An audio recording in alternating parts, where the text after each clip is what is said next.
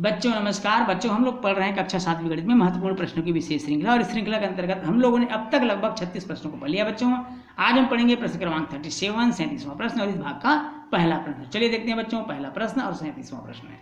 किसी आयत की लंबाई और चौड़ाई का अनुपात 2:3 है। यदि आयत का परिमाप 90 सेंटीमीटर हो तो आयत की लंबाई और चौड़ाई ज्ञात कीजिए। यहाँ पर 2:3 दिया है बच्चों, इसलिए हमको मानना पड़ेगा। माना की लंबाई 2x है और चौड़ाई 3x है, ऐसा हम मान लेते हैं। माना कि आयत की लंबाई 2x व चौड़ाई बराबर हम मान लेते हैं 3x को। आयत का परिमाप और परिमाप का सूत्र आप सब जानते हैं, इससे पहले आपको बताया जा चुका है बच्चों। क्या होता है? 2 लंबाई धन चौड़ाई। परिमाप प्रश्न में दिया हुआ है कितना बच्चों? 90 सेंटीमीटर। कितना दिया हुआ है? 90 सेंटीमीटर। लंबाई हमने माना है 2x, जबकि चौड़ाई माना है हमने 3x को। अब यहाँ पर 90/2 हम 2 को पक्षांतर कर दिए, 3x और 2x से जोड़ दीजिए, ये हो जाएगा 5x। कितना हो जाएगा बच्चों? 5x। अब 90 को 2 से विभाजित कर दीजिए, 45 बार विभाजित हो जाएगा, बराबर 5x, अर्थात x बराबर 45/5। 45 को 5 से भाग दे दीजिए, 9 बचेगा। x बराबर कितना आ जाएगा? 9। अब लंबाई, अतः हमको लंबाई और चौड़ाई मालूम करना है। लंबाई हमने क्या माना था बच्चों? लंबाई हमने माना था 2x। कितना माना था? 2x, अर्थात 2x बराबर 2 × 9 बराबर 18 सेंटीमीटर। उसी प्रकार हमने चौड़ाई माना था। चौड़ाई कितना माना था? 3x माना था। 3 × 9 बराबर 27 सेंटीमीटर। और ये हमारे इस प्रश्न का क्या हो जाएगा बच्चों? आंसर हो जाएगा। चलिए देखते हैं अगला महत्वपूर्ण प्रश्न है। नम्रता के पिता की आयु नम्रता की आयु की तिगुनी है। ध्यान समझिएगा बच्चों, नम्रता के पिता की आयु नम्रता की आयु की तिगुनी है। यदि उन दोनों की आयु का योग 48 वर्ष है। कितना वर्ष है? 48 वर्ष है, तो उन दोनों की आयु ज्ञात कीजिए या ज्ञात करो। चलिए बच्चों चलते हैं प्रश्न की ओर। माना कि नम्रता की आयु x वर्ष है, हमको मानना पड़ेगा। माना कि, ध्यान समझिएगा बच्चों, बहुत इंपॉर्टेंट प्रश्न है। नम्रता की आयु x वर्ष है। हम कितना मान लिए बच्चों? x वर्ष मान लेते हैं। मान लीजिए नम्रता की आयु कितना वर्ष है? x वर्ष है। तब उनके पिता की आयु, तब नम्रता के पिता की आयु हो जाएगी तिगुनी है, अर्थात 3x वर्ष हो जाएगी। कितना वर्ष हो जाएगी बच्चों? 3x वर्ष। प्रश्न में क्या बोल रहा है? दोनों की आयु का योग। तो हम चलेंगे प्रश्नानुसार।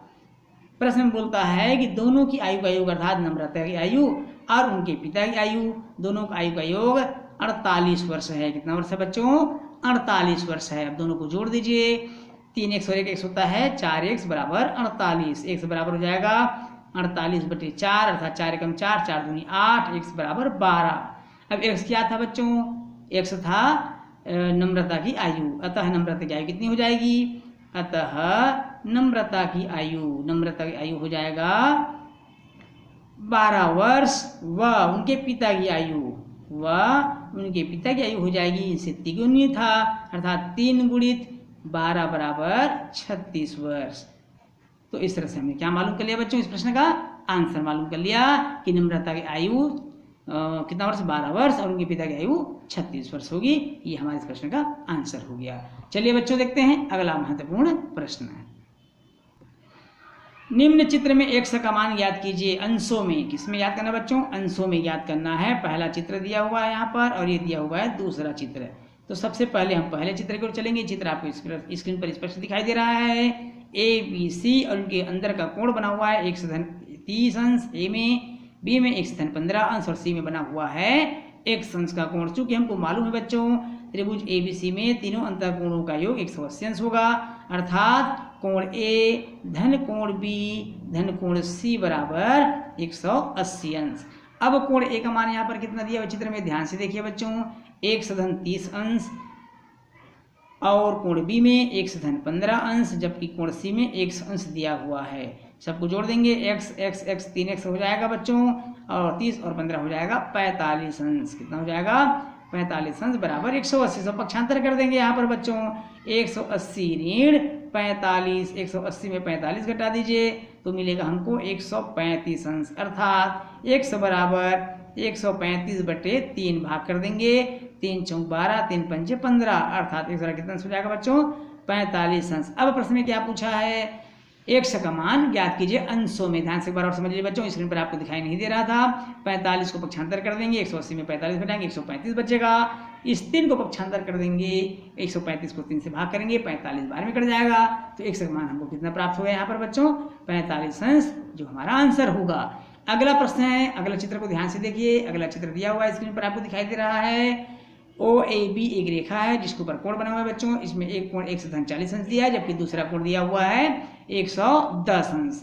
अब यहाँ पर क्या करेंगे, चूंकि सरल रेखा पर बने कोणों का योग 180 अंश होता है, इसलिए हम दोनों कोणों को जोड़ देंगे। अर्थात पहला कोण कितना दिया हुआ है, पहला कोण दिया हुआ है 140 अंश, जबकि दूसरा कोण दिया हुआ है 110 अंश। कुल मिलाकर हो जाएगा ये 180 अंश। 110 और 40 होता है 150 अंश बराबर 180 अंश। पक्षांतर कर देंगे, x बराबर 180 ऋण 150, 180 में 150 घटा दीजिए, हमको प्राप्त हो जाएगा 30 अंश, जो x का मान होगा बच्चों, और ये इस प्रश्न का आंसर होगा। चलिए बच्चों देखते हैं अगला महत्वपूर्ण प्रश्न। सरल कीजिए प्रश्न है, सरल कीजिए, जिसमें पहला दिया हुआ है 3a ऋण 4b ऋण 2b, दूसरा दिया हुआ 8a धन 3 कोष्टक में 5a धन 6b ऋण 3। इस तरह से दो प्रश्न दिया हुआ है बच्चों। चलिए अब हल करते हैं पहले प्रश्न को। पहला प्रश्न है, एक बार और लिख लेते हैं, 3a ऋण 4b कोष्टक के अंदर, कोष्टक के बाहर है ऋण 2b। बहुत सरल है बच्चों। सबसे पहला काम, हम कोष्टक हटा देते हैं। ये 4b है बच्चों, ऋण 2b। अब सजाती पद देखेंगे, 4b और 2b सजाती पद है, अर्थात 4b ऋण में है, 2b भी ऋण में है, और समान चिन्ह जुड़ जाएंगे तो 4 और 2 हो जाएगा 6b। कितना हो जाएगा बच्चों, 3a ऋण 6b, और यही हमारा क्या होगा, आंसर हो जाएगा। क्यों, क्योंकि एक में a है दूसरे में b है, इसलिए इसको जोड़ा और घटाया नहीं जा सकता, क्योंकि सजाती पद अर्थात समान पद जुड़ते हैं अथवा घटते हैं। दूसरा है 8a धन 3 और कोष्टक के अंदर दिया हुआ है 5a धन 6b ऋण 3।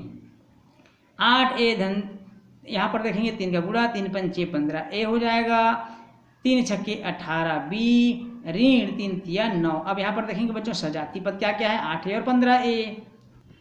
8a और 15a को जोड़ देंगे, 8 15 और 8 हो जाएगा 23a धन 18b ऋण 9। अब यहाँ पर कोई भी पद समान नहीं है, और जब कोई पद समान ना हो तो यही हमारा हो जाएगा आंसर। चलिए बच्चों चलते हैं अगले महत्वपूर्ण प्रश्न की ओर।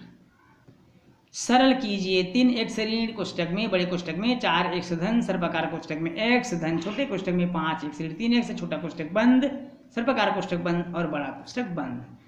अब यहाँ पर आपको इससे पहले बताया जा चुका है बच्चों, इस तरह के प्रश्नों को हल करते समय हमें छोटा कोष्टक से शुरू करके बड़े कोष्टक को हल करना चाहिए। अर्थात 3x ऋण 4x धन, सर्पाकार में x है धन।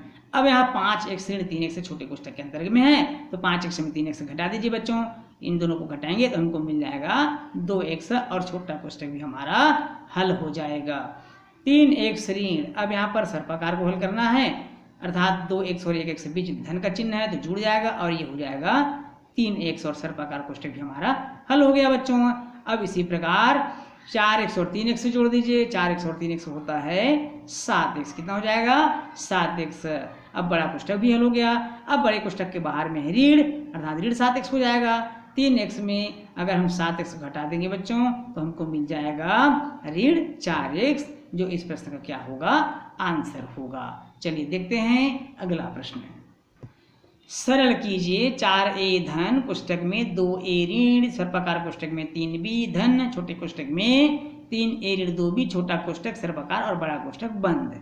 तो चलिए जैसे कि इससे पहले के सवाल को हमने हल किया था बच्चों, छोटे कोष्टक से हमको शुरू करना है। 4a धन 2a ऋण, सर्पाकार में 3b धन। अब यहाँ पर बच्चों 3a में 2b घटा दीजिए, घटेगा क्या, बिल्कुल नहीं घटेगा, तो कोष्टक हटा दीजिए, अर्थात 3a ऋण 2b और कोष्टक गायब, छोटा कोष्टक भी हमारा हल हो गया। 4a धन 2a ऋण, अब सर्पाकार कोष्टक के अंदर देखिए क्या क्या है बच्चों, 3b में 2b घट जाएगा, बिल्कुल घटेगा, तो बच जाएगा यहाँ पर केवल 1b।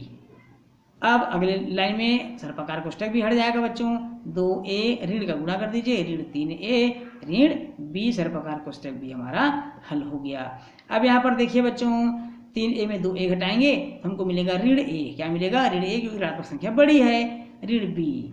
अब बड़ा कोष्ठक हटा दीजिए, 4a ऋण a ऋण b, 4a में 1 घटा दीजिए बच्चों, कितना मिल जाएगा, 4a में 1 घटाएंगे तो 3a बचेगा, ऋण b, 3a ऋण b। इस प्रश्न का क्या होगा बच्चों, आंसर हो जाएगा। चलिए देखते हैं अगला प्रश्न।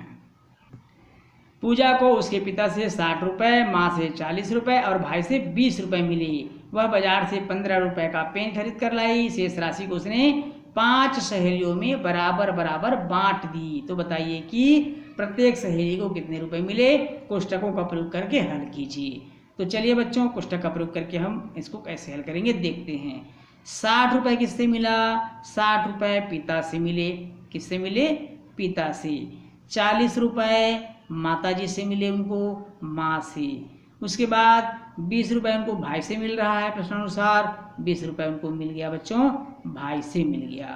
कुल रुपए में से 15 रुपये का पेन ले आई। शेष राशि को 5 सहेलियों में बराबर बराबर बांट दिया, ऐसा प्रश्न में कह रहा है। तब हम इसको कैसे लिखेंगे, बराबर बड़ा कोष्ठक बना देंगे। 60 रुपये धन 40 रुपये धन 20 रुपये, ये कुल रुपए है। इस कुल रुपए में से 15 रुपये का पेन, इसको हम घटा देंगे बच्चों, क्योंकि 15 रुपये खर्च किया है। फिर बड़ा कोष्ठक बंद और अंत में जो बच गया उसको 5 सहेलियों में बराबर बराबर बांट दिए। तो हम कर देंगे भागित 5। अब यहाँ पर बड़ा कोष्ठक के अंदर में 60, 40 और 20 दिया हुआ है, इसको जोड़ दीजिए बच्चों। 60 और 40 100 और 20 को जोड़ेंगे 120। ऋण 15 बड़ा कोष्ठक के अंदर में है, भागित 5। 120 में 15 घटा दीजिए, प्राप्त होगा 105। कितना प्राप्त हो जाएगा बच्चों, 105 भागित 5। 5 से इसको भाग कर देंगे तो बच जाएगा 5 दूनी 10, 5 एकम 5, 21 रुपये। कितने रुपये, 21 रुपये। तो इस तरह से हम कोष्ठक का प्रयोग करके सवाल को बड़ी आसानी से हल कर सकते हैं। बच्चों, इस प्रश्न के साथ ही आज का हमारा क्लास भी समाप्त होता है। वीडियो अच्छा लगे तो वीडियो को लाइक और शेयर करिएगा, और यदि आप चैनल में नए हैं तो चैनल को सब्सक्राइब करना बिल्कुल नहीं भूलिएगा। बच्चों, आपसे फिर मुलाकात होगी अगले भाग में महत्वपूर्ण प्रश्नों के साथ। तब तक के लिए नमस्कार।